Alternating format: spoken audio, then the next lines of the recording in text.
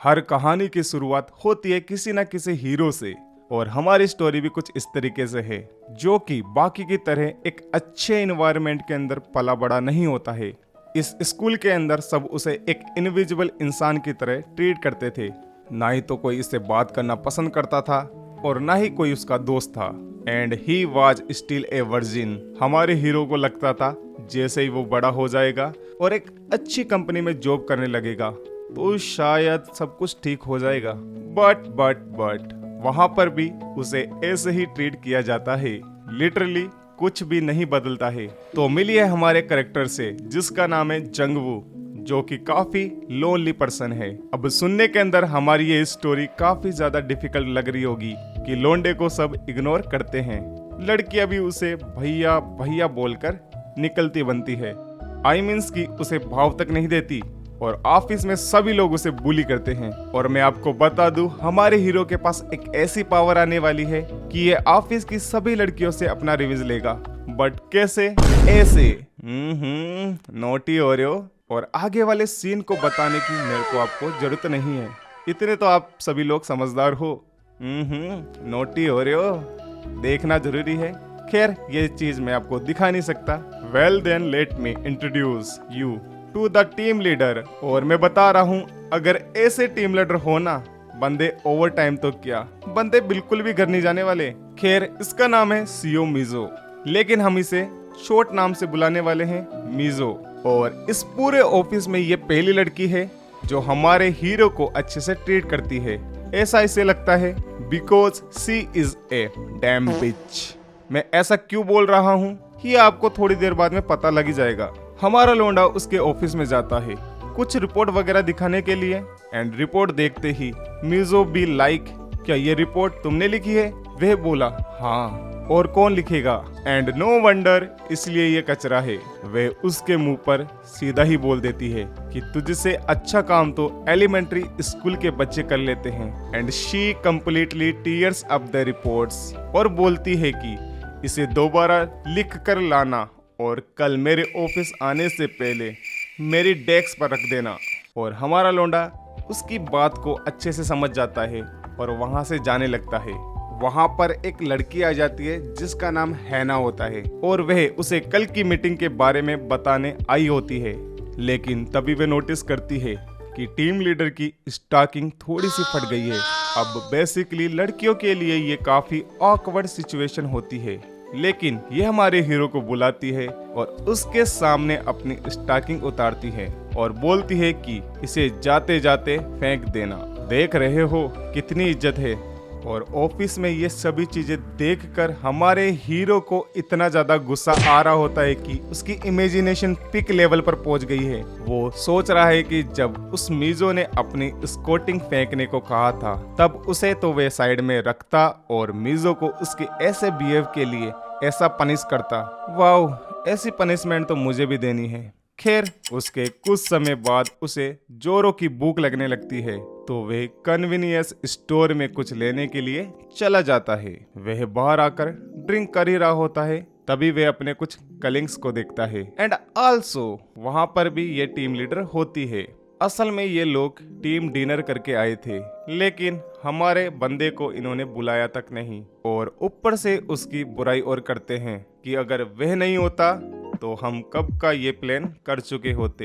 And इनकी बातों से साफ साफ पता पड़ता है कि हमारा बंदा जो है वह एक ग्रेजुएशन हायरिंग प्रोग्राम के थ्रू इस कंपनी के अंदर आया था, इसीलिए ये लोग उसे अपने लेवल का नहीं समझते हैं। और ऑफिस के अंदर उसे जो भी ट्रीटमेंट मिल रहा है वह सब कुछ मिसेस मिजो का प्लान है। वो चाहती है कि जंगवू को ऐसा टॉर्चर किया जाए कि वह अपने आप ही जॉब को छोड़ दे।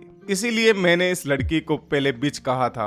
हमारा लोंडा भी दूर से ये सारी बात सुनकर गुस्सा हो रहा होता है, लेकिन इससे पहले कि वे कॉल आउट होता उसके सामने एक विंडो आ जाती है जिस पर लिखा होता है that this regard has reach it is limited. और वो अवेकन हो गया है हैज ए आउटसाइडर। उसे समझ नहीं आता कि साला ये क्या बकचोदी है, लेकिन जैसे ही वो विंडो को छूता है वो गायब हो जाता है। और इधर मिजो और उसके कलिंग्स को भी कुछ अजीब सी साउंड आती है, लेकिन उन्हें लगता है कि शायद कोई पियक्कड़ आदमी आया होगा एंड सभी उसे इग्नोर कर देते हैं। लेकिन हमारा लौंडा मीजो के बिल्कुल सामने खड़ा होता है और वे उसे नोटिस तक नहीं कर पा रही है। एक्चुअली हुआ क्या, जंगवू ने जैसे ही विंडो को टच किया तो उसका आउटसाइडर मोड जो है एक्टिव हो गया, जिसकी वजह से वो इनविजिबल बन गया है। देखा जाए तो ऐसी पावर मेरे पास भी होनी चाहिए। तुम सभी लोगों के लिए मेरे पास एक क्वेश्चन है, अगर तुम लोगों को ये पावर मिली होती तो तुम लोग सबसे पहले किसके रूम में जाते? मुझे पता है कि सालो तुम क्या सोच रहे हो। एनीवेज, उसके बाद मीजो को ऑफिस में कुछ काम होता है तो वे सभी को पाई बोलकर निकल जाती है। एंड गेस व्हाट, हमारा लौंडा अब क्या करेगा? सब लोग नोटी हो रहे हो? हाँ, जो तुम लोग सोच रहे हो वही होने वाला है। एनीवेज, मिस ऑफिस पहुंचती है और देखती है कि साला ये जंवू फिर से भाग गया, बट जंवू तो उसके पीछे खड़ा हुआ है। वो साला पूरा टाइम उसको फॉलो कर रहा था एंड अब टाइम है इस स्पेशल पावर का यूज करने का। मिजो ने उसे जितनी बार भी टॉर्चर किया है वो सभी का बदला लेगा, और कैसे उसके पोम पोम दबाकर। And I feel this panel बंदा अपनी पावर का पूरा यूज कर रहा है। मिजो के तो पल्ले ही नहीं पड़ रहा कि ये सब कुछ उसके साथ क्या हो रहा है, लेकिन वो फील कर सकती है कि कोई उसे छू रहा है। वैसे तो ये बात बताने की जरूरत नहीं है, लेकिन आगे जो होने वाला है उसमें फीलिंग मैटर करती है। Okay bro. एनीवेज, बंदा अपनी क्लास शुरू करता है। उससे पहले वहां पर एक टीम लीडर आ जाती है and she also awesome. Well, इसका नाम है चेवोन, जो हमारी कैसे जंगवू की टीम लीडर से कुछ बात करने आई होती है। लेकिन वो तो अभी भी उसी फीलिंग के बारे में सोच रही है कि वो सब कुछ क्या था। चेवोन उससे पूछती है कि क्या कल के लिए टीम 3 जो प्रेजेंटेशन प्रिपेयर कर रही है वो सब कुछ तो ठीक चल रहा है क्या। इससे पहले कि मीजो कुछ बोल पाती, हमारा लौंडा फिर से उसके पम दबा देता है, लेकिन इस बार आगे वाले नहीं पीछे वाले। वो सोच रहा है कि कहाँ मैं मजे के मूड में था और बीच में ये आ गई। एनीवेज, फिर से मिजो बड़ी ऑकवर्ड तरीके से रिप्लाई देती है कि प्रेजेंटेशन में कोई भी प्रॉब्लम नहीं है और वैसे भी तुम्हें कल सब कुछ पता पड़ जाएगा, तब तक वेट करो। हमारा लौंडा स्टिल कंटिन्यू। एनीवेज, फिर ये दोनों ऐसी बातें वगैरह करती है और बातों ही बातों में जंवू का टॉपिक छिड़ जाता है। चेवोन उसे बोलती है कि मैं देख रही थी कि वे इतनी लेट तक फाइल ऑर्गेनाइज कर रहा था। क्या ऐसे यंगेस्ट एम्प्लॉय का ऐसा इम्पोर्टेंट काम करना सही है क्या? बताओ भाई, हमारे लौंडे को कुछ पता भी नहीं था और उसे गधा मजदूरी करवाई जा रही थी। उसे इतना गुस्सा आ रहा है कि ही जस्ट स्लीपर, गाल पर नहीं कहीं और, वो भी एकदम खींच कर मारा है कि वो गिर जाती है। चेवोन उसे उठाने की कोशिश करती है, लेकिन देन शी नोटिस की तूने पी रखी है, इतनी क्यों पी जब खुद को कंट्रोल ही नहीं कर सकते, और वो वहां से चली जाती है कि कल बात करेंगे। उसके बाद मिजो उठती है और वहां से जा रही होती है, बट जंवू बी लाइक अभी तो मजा आना शुरू हुआ है एंड मुझे बताने की जरूरत नहीं कि उसके बाद क्या होने वाला है। I know you know. बंदा अपना पहला सेक्शन स्टार्ट करता है और अपनी वर्जिनिटी का टेक हटाता है। एनीवेज, इस सेक्शन के बीच में हमें मिजो के बारे में कुछ पता पड़ता है। लाइक उसकी जो प्रोफेशनल स्किल थी वो काफी तगड़ी थी, जिस वजह से वो इतनी छोटी उम्र में ही टीम लीडर बन गई थी, और यहाँ तक कि कंपनी के सारे लोंडे उसे एडमायर कर देते हैं। लेकिन वो कहते हैं ना कि लॉटरी सिर्फ एक ही को लगती है and this time it is over man. देख रहे हो कैसे खुश हो रहा है हमारा लोंडा, लेकिन ये खुशी ज्यादा देर तक नहीं टिकने वाली, क्योंकि आउटसाइड मोड की एक लिमिट भी होती है जो अब खत्म हो चुकी है, और हमारा लोंडा भी नोटिस कर लेता है कि उसकी पावर अब धीरे धीरे खत्म हो रही है। दैट्स वाई उसे ये सेशन यहीं पे खत्म करना पड़ता है। लेकिन उसे डर लग रहा है कि शायद उसे मिजो ने देख लिया है। एनीवेज, फिर अगला दिन आता है एंड अगेन ऑफिस में हमारे लोंडे से कोई बात नहीं करता, यहाँ तक कि कुछ लड़कियां उसकी बुराई तक कर रही होती है। इन्हें जाकर कोई बताओ कि हमारे हीरो से पंगा लेना भारी पड़ सकता है। उन्हें भारी क्यों, वो उनके पैर को भारी कर देगा। पर तभी मिजो उसके सामने आ जाती है and just look at this beautiful view और मैं ज्यादा ऊपर नहीं ले सकता। यूट्यूब की पॉलिसी तुम सभी लोगों को पता है। वो उसे बोलती है कि जल्दी से मीटिंग रूम में आ जाओ। अब जनवू को लगा कि शायद कल रात करते वक्त मीजो ने उसे देख लिया था। वैसे देखा जाए तो मीजो को उस रात के बारे में ही बात करनी है, मतलब उसने देखा तो नहीं पर उसे जंगवू पर डाउट है। फिर हम 1 घंटे पीछे जाते हैं जहाँ ये हेना हमेशा की तरह जल्दी ऑफिस आ जाती है और आते ही मीजो को देखती है। वो दोनों एक दूसरे को गुड मॉर्निंग वगैरह करते हैं और तभी हेना नोटिस करती है कि मीजो ने कल वाले ही कपड़े पहने हुए हैं। तब हमें पता पड़ता है कि कल रात जो हुआ था उसे मीजो एक बुरे सपने की तरह समझ रही है, क्योंकि जनवो के सेक्शन के बाद वो बेहोश हो गई थी और जब वे उठी तो वे अपने डेस्क पर थी। इसके अलावा उसने पी भी तो रखी थी, बट उसे ये सब कंफर्म करना था, इसीलिए वो हमारे बंदे से पूछ रही है, क्योंकि कल रात वही ऑफिस रुका था। वो उससे पूछती है कि कल रात को मैं कुछ काम से ऑफिस आई थी, लेकिन तुम मुझे कहीं भी नहीं दिखे। अब हमारा लौंडा ये तो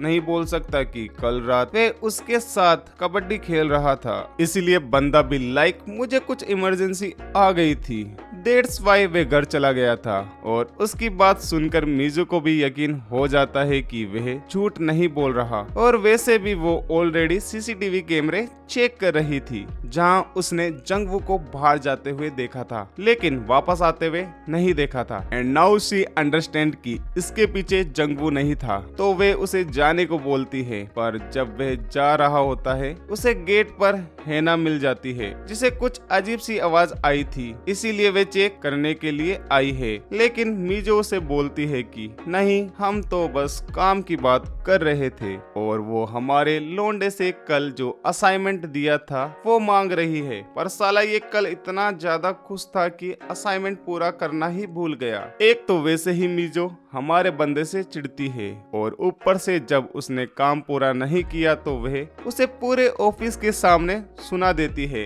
एंड नाउ हमारा बंदा be like I need revenge. Anyways अब टाइम है मीजो की प्रेजेंटेशन का। वो सभी को ग्रेड करती है और अपनी प्रेजेंटेशन शुरू करती है। एंड गेस वोट, हमारा बंदा अभी कहाँ होगा और वो कैसे रिवीज लेगा? हाँ, मुझे पता है तुम क्या सोच रहे हो, अभी वही होने वाला है। वो साला मीटिंग के बीच में मीजो को टीज करना शुरू कर देता है। कैसे? यू नो दैट लोंडे का प्लान सिंपल है, सबके सामने मीजो की लेना, और मैं बता रहा हूँ मैं इस पूरे सीन को एंजॉय कर रहा हूँ। एक तो सामने इतने सारे लोग हैं और ऊपर से मीजो की पूरी बॉडी सेंसिटिव हो गई है, उसके मुंह से ठीक से वर्ड तक नहीं निकल रहे। एंड हमारा लौंडा स्टिल कंटिन्यू। खैर फिर कैसे ना कैसे करके वो अपनी प्रेजेंटेशन खत्म करती है और सीधा वॉशरूम चली जाती है। उसे बिल्कुल भी समझ नहीं आ रहा कि उसके साथ ये सब कुछ क्यों हो रहा है, बट इन सब की वजह से उसकी बॉडी में सेंसेशन जाग चुकी है।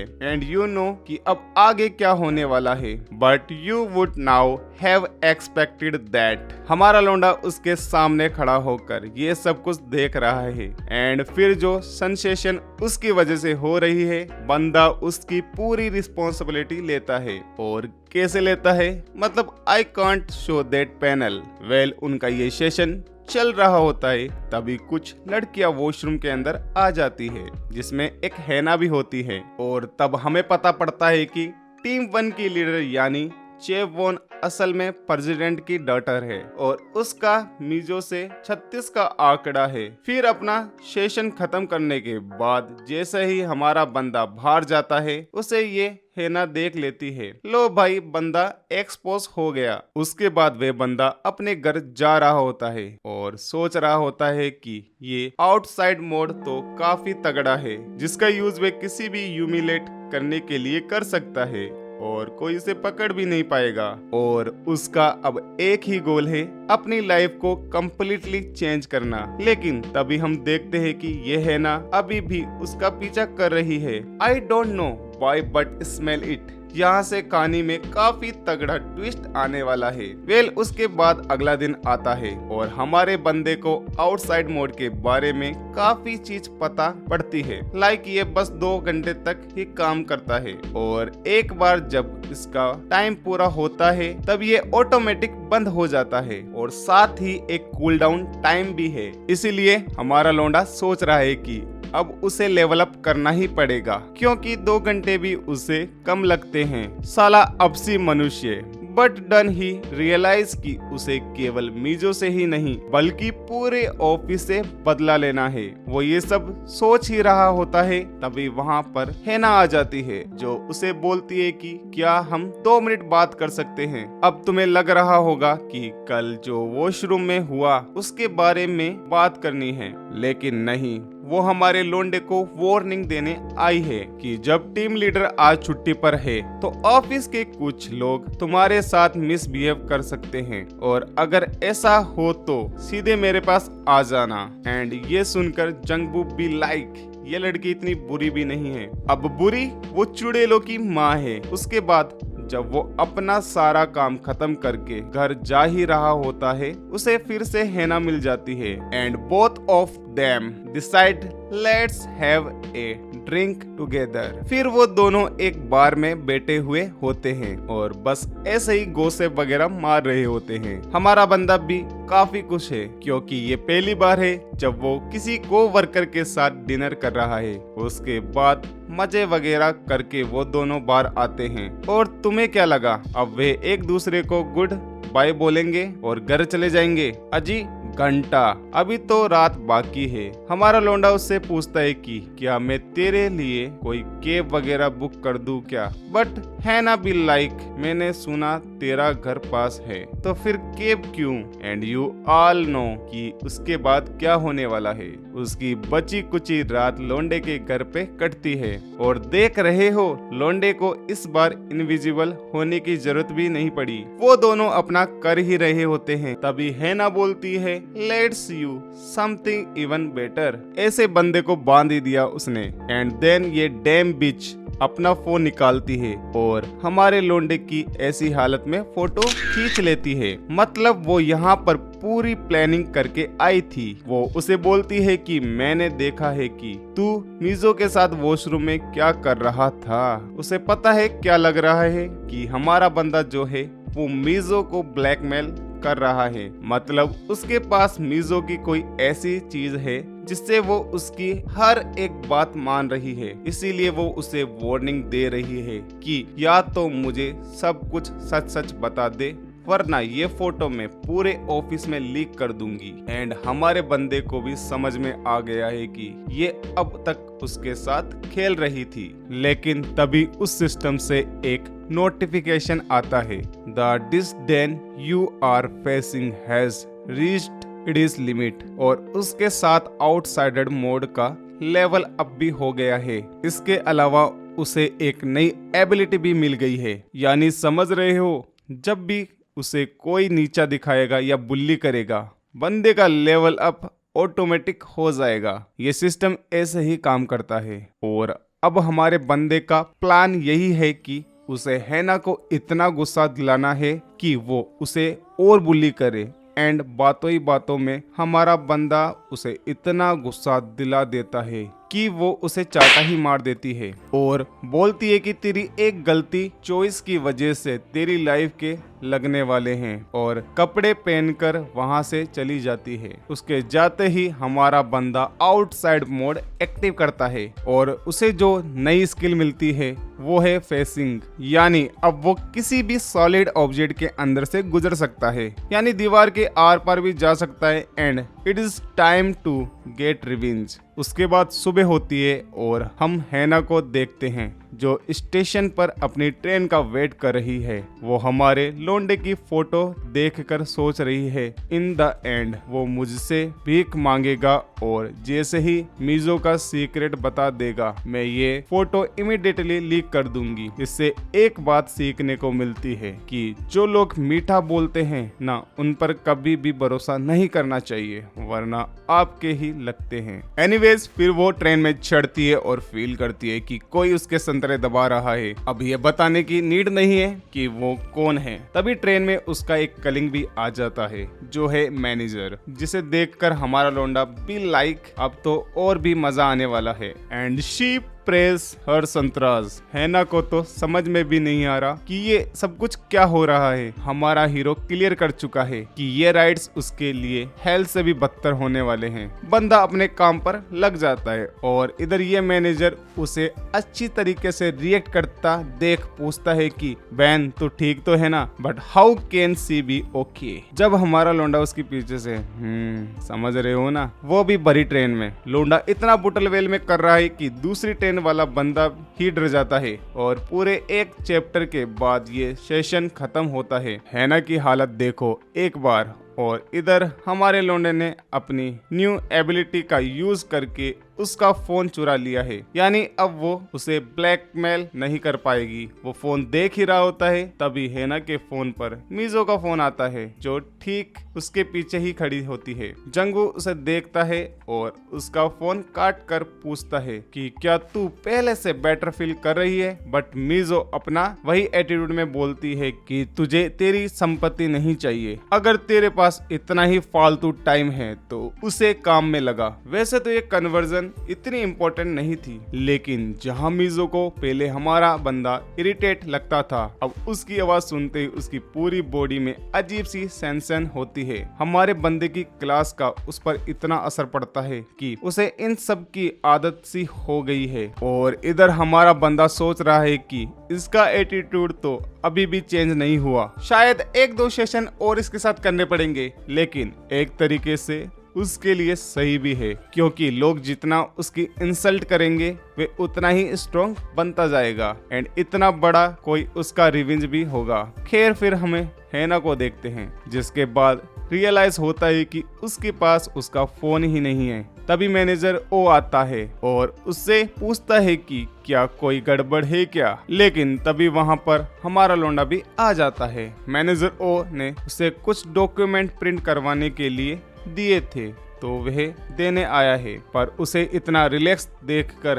हैना उससे बोलती है कि क्या हम 2 मिनट बात कर सकते हैं जरा। उसके बाद वे दोनों ऑफिस की छत के ऊपर जाते हैं और वही हैना उसे फोटोज की धमकी देती है, अगर तुमने मुझे मीजो की वीकनेस के बारे में नहीं बताया तो मैं उन्हें फोटो को लीक कर दूंगी, फिर जो कुछ भी होगा मुझे मत बोलना। बट शी डज नोट कि हमारे बंदे के पास उसका फोन है तो वो क्यों ही डरेगा। वो उसका हाथ पकड़ता है और बोलता है कि तुझे उन फोटोज का जो करना है वो कर, मुझे घंटा फर्क नहीं पड़ता। और उसका हाथ अपनी गन मशीन पर लगाता है। अब आगे का कार्यक्रम शुरू होता है। उससे पहले हैना वहाँ से चली जाती है। बंदी को ऑलरेडी ट्रेन में मिल चुका है जो मिलना था। फिर जंगबू भी उसके पीछे पीछे आ ही रहा होता है, लेकिन तभी अचानक से गेट खुलता है और उसके मुंह पर लगती है। एंड जो रूफ टॉप पर आई है वो है प्रेसिडेंट की बेटी चेबोन, जो अपने हस्बैंड से बात कर रही होती है। असल में उसकी शादी 1 साल पहले हुई थी और उसका जो हस्बैंड है वो एक बड़ी कंपनी के मैनेजर शेयर होल्डर का बेटा है। और रही बात चेवोन की, तो उसकी प्रमोशन एसोसिएट डायरेक्टर के लिए ऑलमोस्ट पक्की है। इनशी उसकी लाइफ फुल ऑन मजे में है कंपेयर टू जनवू जो पॉवर्टी में ही जिया है। खैर फिर वो वहां से जा ही रहा होता है, लेकिन गेट की आवाज से चेवोन उसे देख लेती है। जंगवू को लगा कि अब तो वो गया, बट चेवोन उसे बिना बोले ही वहां से चली जाती है। ये देखकर जनवू सोचता है कि शायद मेरे जैसे लो लेवल एम्प्लॉयज का होना या ना होना उसके लिए मैटर ही नहीं करता। यानी अब कंपनी के प्रेसिडेंट की बेटी भी जनवू की लिस्ट में आ चुकी है। उसके बाद जैसे ही हमारा बंदा नीचे जाता है, ये मीजो उसे सुना देती है, क्योंकि चैनबो उसे सुना कर गई थी कि अपने एम्प्लॉयज का ध्यान रखा करो, कहीं भी आ जाता है। उसके बाद मीसो अपने घर जाती है और रिलैक्स होने के लिए जैसे वो बाथ टब में बैठती है और हमारा लौंडा उसे पूरी तरीके से रिलैक्स कर देता है। एंड यू नो कि उसके बाद क्या होने वाला है। It is play time but in a brutal way. And guess what, यह कार्यक्रम कितना बड़ा हो सकता है। आधा चैप्टर, 1 चैप्टर नहीं भाई, पूरे 2 चैप्टर। उसके बाद कुछ दिन बीत जाते हैं। हम जेनवू को देखते हैं जो अपनी डेस्क पर पर काम वगैरह कर रहा होता है, लेकिन तभी वहाँ पर मीजो आ जाती है जो हमारे लोंडे को फिर से डांटना शुरू कर देती है। मैंने कहा था ना सिर्फ जीएम और रिक्रूट्स लीडर्स को ही सीसी करो, तुमने पूरे डिपार्टमेंट को क्यों इंक्लूड किया इसमें। हमारा बंदा उसके लिए माफी मांगता है, बट मीजो भी लाइक अगर अगली बार गलती हुई तो मुझसे बुरा कोई नहीं होगा और वहाँ से चली जाती है। अब देखो यूजुअली क्या होता है, जब जंगबू कोई भी मिस्टेक करता था तो मीजो उसे गालियां तक बक देती थी, लेकिन इस बार ऐसा बिल्कुल भी नहीं हुआ। उस रात के बाद से ही मीजो के एटीट्यूड में काफी चेंजेस आए, यानी कि हमारे बंदे की जो मेहनत है वो रंग ला रही है। जंगबू ये सब सोच ही रहा था, तभी वहाँ पर हैना आ जाती है कि तू हमेशा से डांट खा रहा है क्या, और देख कर लग रहा है कि मीजो ने भी तुझसे अब गिव अप कर दिया है। दैट्स वाई वे उसे एक ऑफर देती है has a senior 1-on-1 mentor करने का, वे भी कब, जब सब घर चले जाएंगे, यानी ओवर टाइम। लोंडा सोच रहा है कि साला मिस हो गई और अब ये आ गई। उसके बाद रात को ऑफिस के अंदर वो उसके काफी सारी रिपोर्ट्स देती है रिव्यू करने के लिए, यानी समझ रहे हो वो हमारे बंदे को फोटो के थ्रू टॉर्चर नहीं कर पाई, इसलिए एज ए सुपीरियर उसे टच कर रही है ताकि वो मीजो की वीकनेस पता कर सके। फिर हमारे बंदे को इतना सारा काम देकर वो वहाँ से चली जाती है। लेकिन तुम्हें क्या लगा कि हमारा हीरो उसे ऐसे जाने देगा? अजी घंटा वो उसे बताता है कि सुपीरियर कौन है, वो भी अच्छे से। तभी कार्यक्रम के बीच में बंदा एक्सपोज हो जाता है। हैना को पता पड़ चुका है कि ये और कोई नहीं बल्कि जंगवू ही है, मतलब रात को उसे ओवर टाइम करना ये सारा उसका ही प्लान था ताकि वे गुस्सा हो जाए और उससे रिवेंज ले ले। एंड यू नो कि उसका पता कैसे पड़ा? अगर तुम्हें याद है तो जंगवू ने पहले इनविजिबल होकर उसके साथ और फिर ये उसके घर आई थी। वहां से उसको आइडिया लगा कि जो दोनों बार फीलिंग थी ना वो सेम थी, और जब उसने हमारे बंदे का एटीट्यूड देखा तो उसे कंफर्म हो गया कि ये साला मीजो और मेरे साथ खेल रहा है। दैट्स वाई उसने ये सारा प्लान बनाया था। लेकिन हमारा लौंडा बिल लाइक तू क्या सबको ये बताने वाली है कि मैं एक इनविजिबल मैन हूँ? जरा बताना तू ये प्रूफ कैसे करेगी? दैट्स वाई हैना उससे अपनी टांगों में होल्ड कर लेती है। लेकिन यू नो कि हमारे लोंडे का स्टेमिना कितना तगड़ा है। और फिर प्रोग्राम के एंड में हमारा लोंडा उसे वार्निंग देकर जाता है कि अगर तू मेरे रास्ते में आई तो नेक्स्ट टाइम और सफर करना पड़ेगा। और इसी के साथ हमारा ये पार्ट यही खत्म होता है। आगे के पार्ट को जानने के लिए हमारे चैनल को सब्सक्राइब कीजिए, वीडियो को लाइक कीजिए एंड वीडियो को शेयर कीजिए। तो मिलते हैं नेक्स्ट वीडियो में। Chill then good bye.